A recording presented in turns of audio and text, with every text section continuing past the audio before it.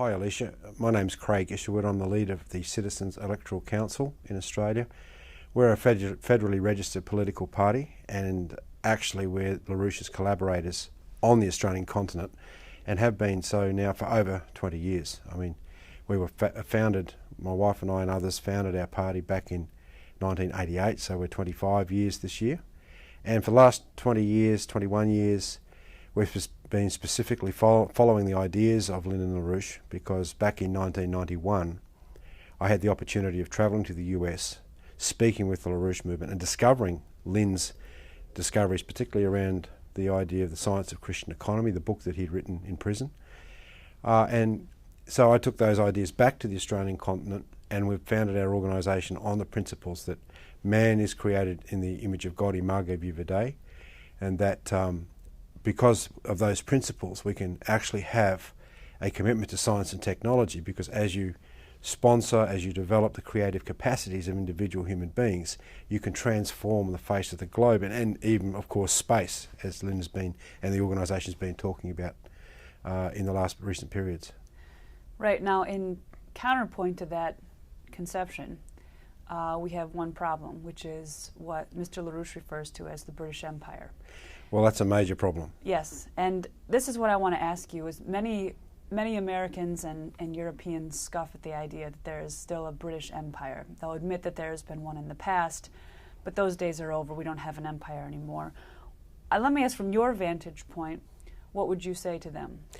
They're a fool, or they're foolish. It's very much alive, and they may not realise how it manifests itself, because they've got to be very careful, because since the American Revolution, people are looking for other alternatives other than empire, and right throughout every country you have these republican tendencies that promote this idea of man in the image of God, that man is creative, that you have this idea of national sovereignty. So what you see today is anywhere that there's a movement that promotes national sovereignty is smashed. Consequently, that's what we're seeing in Syria. Now, we're in the heart of the beast, or as I like to say, the belly of the beast, and it's not a pleasant place down in Australia. And ever since I brought the organisation, we brought the ideas of the LaRouche organisation into Australia, we've been in mortal combat with the British Empire, and they have intended to wipe us out, to physically kill us if possible, as a movement to get us out of Australia. And I could go through a long history of that, but it's, in a sense, it's covered by our new citizens on our website.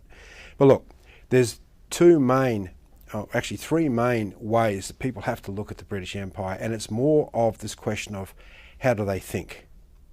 It's an empire of the mind in many ways, where people are brainwashed into believing that human beings are nothing more than animals, that we don't have this creative reason, and that science and the world operates on sense perceptions. Now that means that any idea that you can have a creative faculties, creative reason, is sort of written out. And this is, you've had things like the nominalist movements coming from the British Empire, the idea that it's great streams of science, Isaac Newton, Descartes, all these sorts of people, basically pointing out that you can only know what you can see, touch and feel. And that's been promoted heavily right throughout history as a way of destroying the ideas of Nicholas of Cusa, of Leibniz, and even Lynn and LaRouche. So you have this empire of mind which wants to make human beings nothing more than animals. Now, to complement that, you have two other major policy areas. One is the green fascist policy. Mm-hmm. The second is the policies of globalisation, free trade, economic rationalism, privatisation. They both come from the same place. They both come from the British Crown, from the British Empire. In fact, if you go back further, you can trace these policies right the way back to the Roman Empire. See, people don't realise that the green movement, their green policies, the stuff that they take for granted today, is actually the result of fascist policies directly attributed to the sorts of fascist policies that are associated with Adolf Hitler. The green movement today came out of the eugenics movement of the 1930s and the 1940s, the movement that caused the liquidation of the Jews, the Gypsies and others under Adolf Hitler's rule. I mean, Adolf Hitler was a eugenicist. And what we've done as an organisation in Australia through our newspaper, defeat the British Crown, so green fascism, is demonstrated that green fascism today actually generated or was started, like if you go back into the Venetian area. You look at Gia Maria Ortez, for example, wrote tracts against the enthusiasm of Benjamin Franklin and what happened in the American Revolution. Benjamin Franklin was talking about massive increases in population as being a good thing to develop a rather sparse country called America back then. But Gia Maria Ortez wrote tracts that talked about, for example, how population grows geometrically, but food supply grows only arithmetically, so therefore you had to stop the growth of population. So he wrote literal tracts about how you stop the growth of population, how you destroy people. That was picked up by an employee, actually, of the British East India Company, Parson Thomas Malthus. And it's a bit of a funny thing that over the course of history, all these pastors and priests and so forth have such incredibly destructive policies towards the human race. But Thomas Malthus was very important, and he was an activist of the British East India Company. He was the first, he was an employee of the British East India Company, and he wrote many tracts about how you should build cities next to stagnant ponds and in order to keep the population down. Now, what people don't realise, that the great hero of the environmentalist movement, Charles Darwin, basically plagiarised Malthus's work, and the British, through their various acolytes, promoted Darwin's policy, the survival of the fittest, as a policy that this is how human beings, how society works, that the weaker have to die off. And this was promoted again by other activists like Thomas Huxley. Thomas Huxley, as we refer to in our paper, was called Darwin's bulldog. He was from the Cambridge working man's group. Directly, Cambridge was set up by the British Empire in order to be able to train the leaders that would promote these sorts of policies, whether it be the policies of science. It doesn't really matter, but the idea that man is nothing more than a beast is the sort of policy direction that these people would promote, and that's what Thomas Huxley did. If you want to jump a bit further in history, but I'll just come back to say that one of Darwin's cousins, Galton was his name, was the founder of the eugenics movement, particularly the British eugenics movement. So you have this. This is all part of the British Crown. This is the roots of the Green movement. If you jump forward to the 1920s and 1930s, you had two other very important people. One was Sir Julian Huxley, who was the grandson of Thomas Huxley.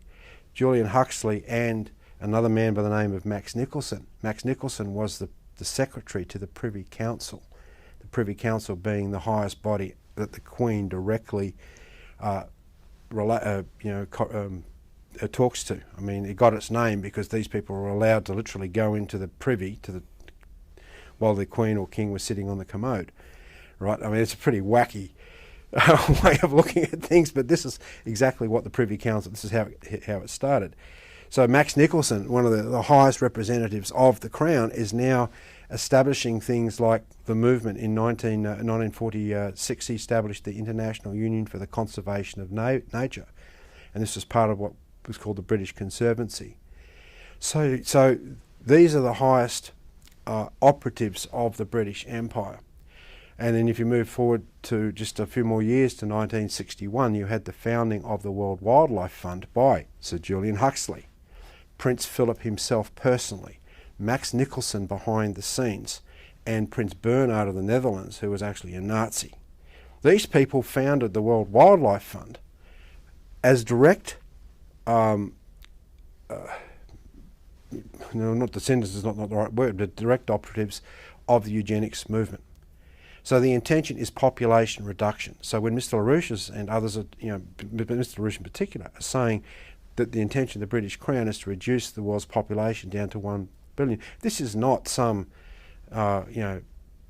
just throwaway policy. This is their intention. And everything for the last 100, 150 years has been, in this particular area of green fascism, has been pushing towards this. Can you speak more of exactly how these policies have been imposed in Australia? Yes, I can, because the IUCN, the International Union, Union for the Conservation of Nature, was established by Max Nicholson.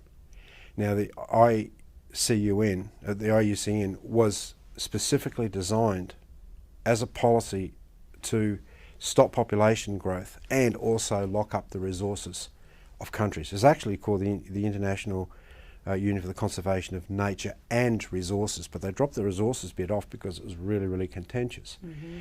Now, under the ICUN, they pushed a convention called the Ramsar Convention, which was the International Convention on the Protection of Wetlands.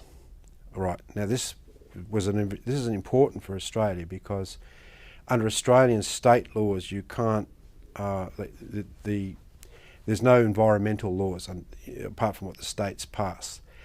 But under this international convention, just recently we've passed laws in Australia directly through the support of the ICUN and the Ramsar agreements to shut down our Murray-Darling Basin food bowl.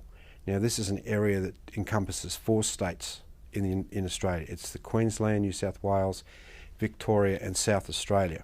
And if you have a look at the graphic that I've got of this, you can see that they've literally demanded that the water flows be stopped to farmers in certain percentages, and literally let to flow down the rivers so that they can fill up the swamps and the various wetlands that are so-called important for birds. So in other words, what they're doing is taking water away from productive farming and giving it to the greenies to put into swamps.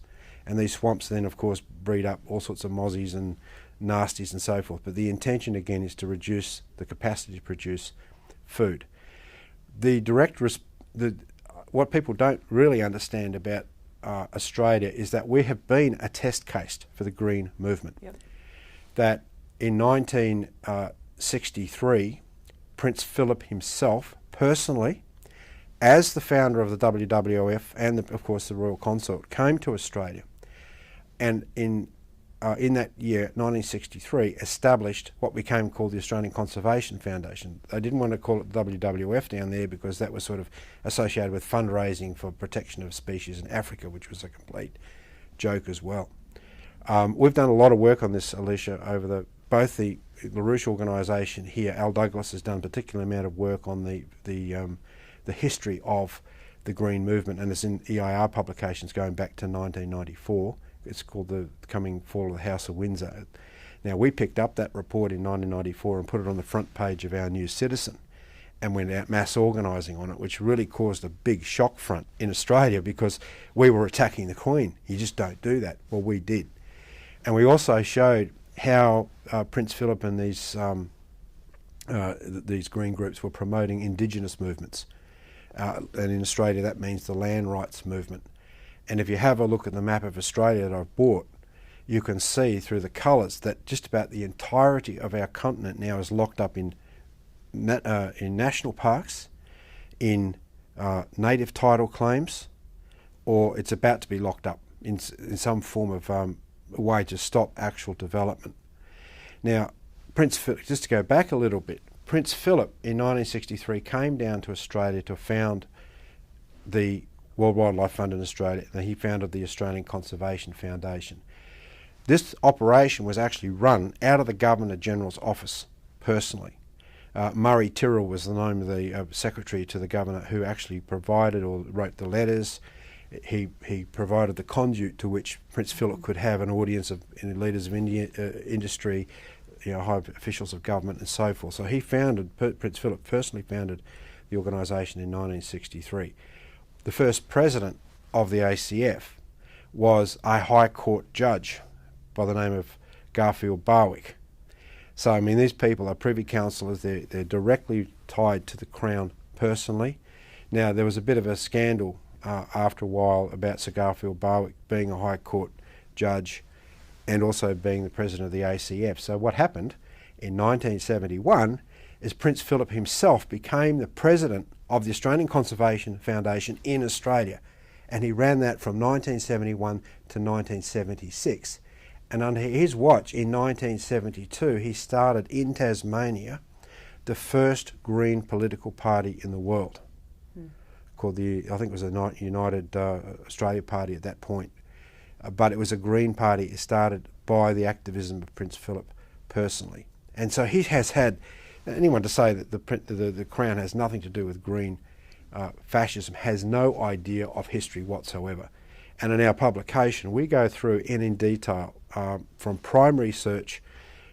We've had a team of this, basically a global team. Al Douglas is here in the United States working very closely with us because he had done all this previous work in 1994.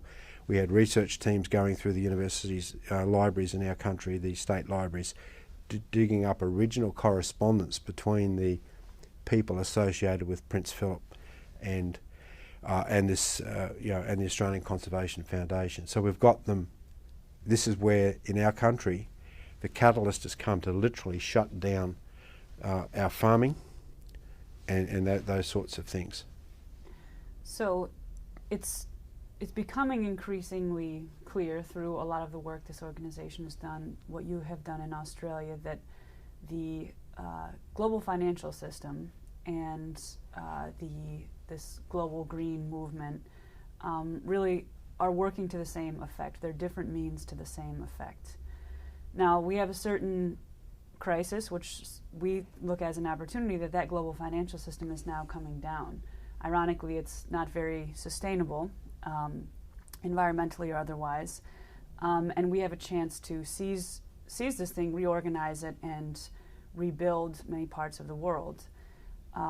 What is your idea of a real green movement? Or as this thing comes down, what can we do now to put this whole policy, back in the Stone Age where it belongs? Okay, well that comes back to the global movement for Glass-Steagall first and foremost, Alicia.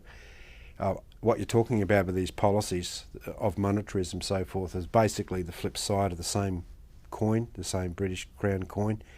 The policies of privatisation, globalisation, which support this monetarist policy, are the same thing. And it's all coming down in a heap because the entire monetary financial system is it is disintegrating, as we know. And I think the illustrations of what's happening in Cyprus has really shocked a lot of people. So we want to have, what we've just done in Australia is we've produced 320,000 of our paper called The New Citizen. It's got Glass-Steagall or British monarchs mass murder. Do you intend to die for the banks? Because look at the Cyprus example.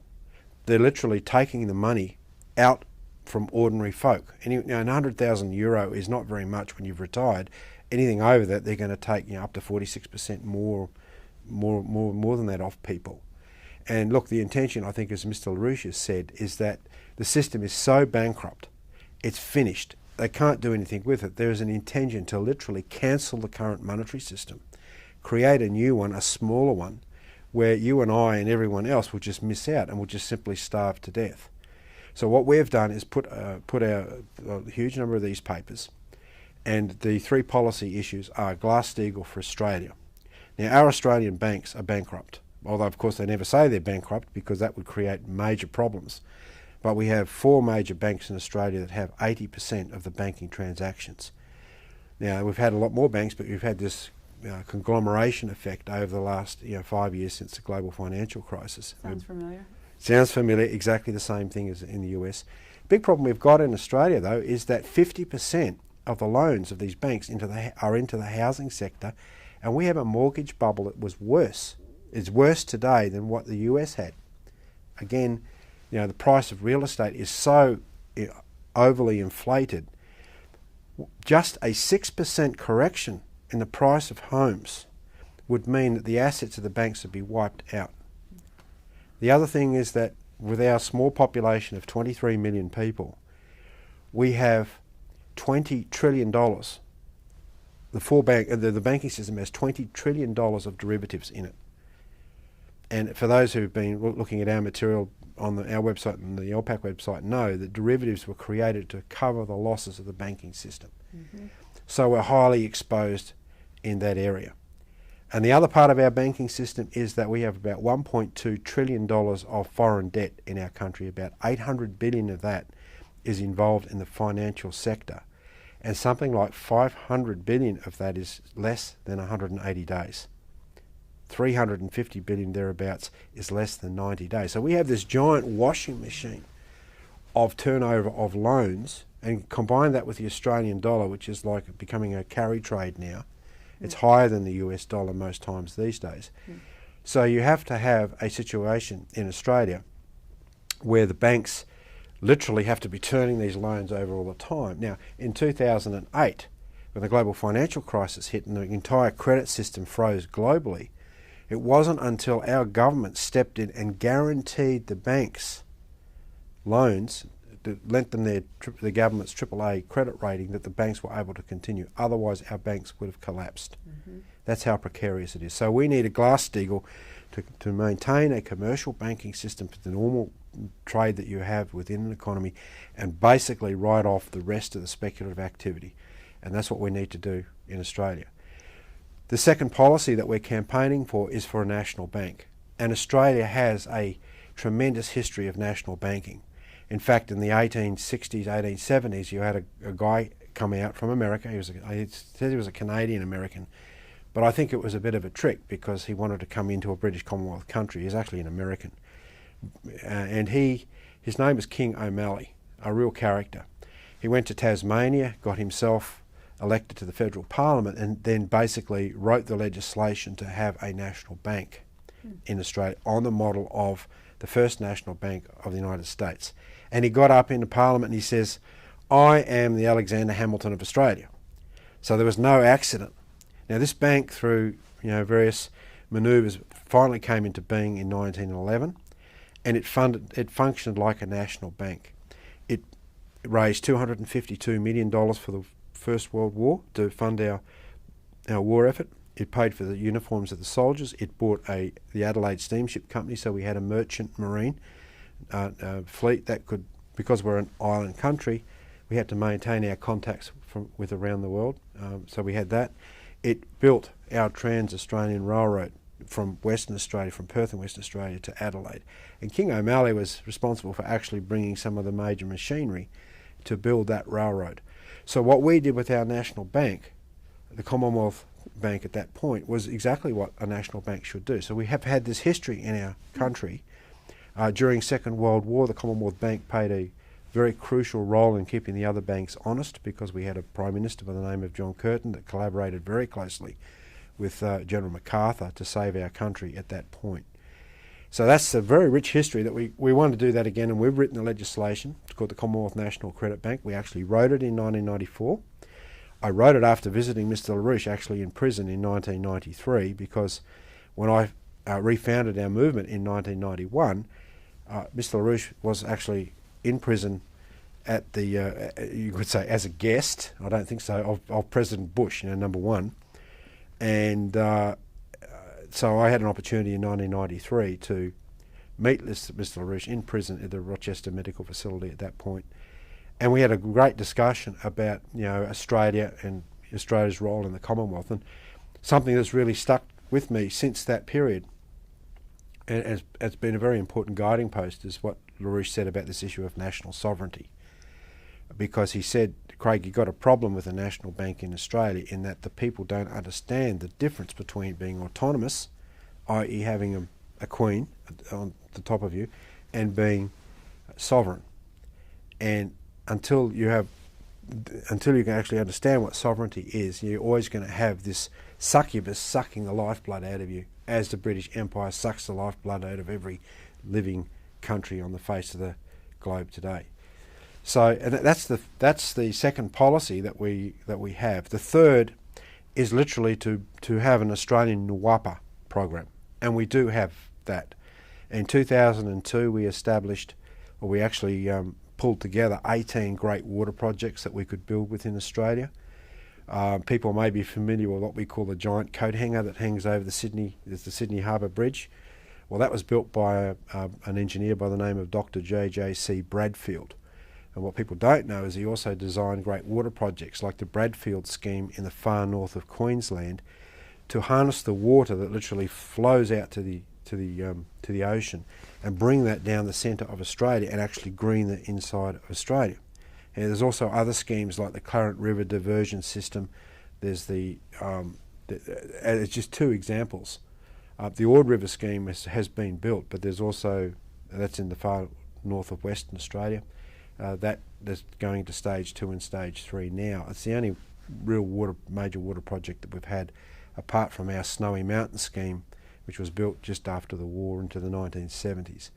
But we also need large-scale transportation corridors where we could have a great collaboration with our Chinese friends and build high-speed magnetic levitation train system. We have the high-speed rail system of Professor Lance Endersby, who was a young engineer on the Snowy Mountain scheme.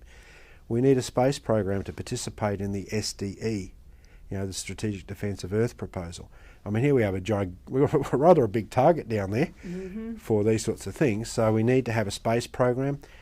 Cape York in the far north of our country on the east coast there is right next, or very close to the equator, would make a great space base launching facility. We used to have in the 1950s the world's foremost space technology, but that it was all shut down again by the British. We need nuclear power. I mean, we have the world's largest reserves of thorium at 300,000 tonnes it's just mineable thorium. We don't mine a ton of it. It just sits in the ground.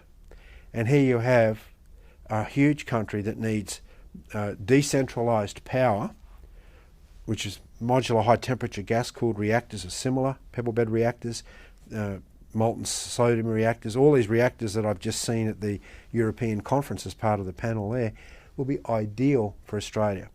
Run on thorium or uranium, because we have the world's second largest reserves of uranium. Now, why hasn't this been developed? Well, this is because of the British Crown, pure and simple. And that's the issue that people don't understand. And I think if you want to look at the destruction of Australia, it's no different than the destruction of Russia, it's no different to the destruction of Ukraine and every other country on the planet. But the big difference is that we, as the LaRouche movement, inside the Commonwealth country, know the nature of this hideous enemy. And it isn't going away, it's very much alive, and it intends to kill at least 6 billion of the world's population. That's a very provocative and exciting potential you've just painted. Is there anything else you want to say to the LPAC audience? Just keep watching our website, because we're extremely active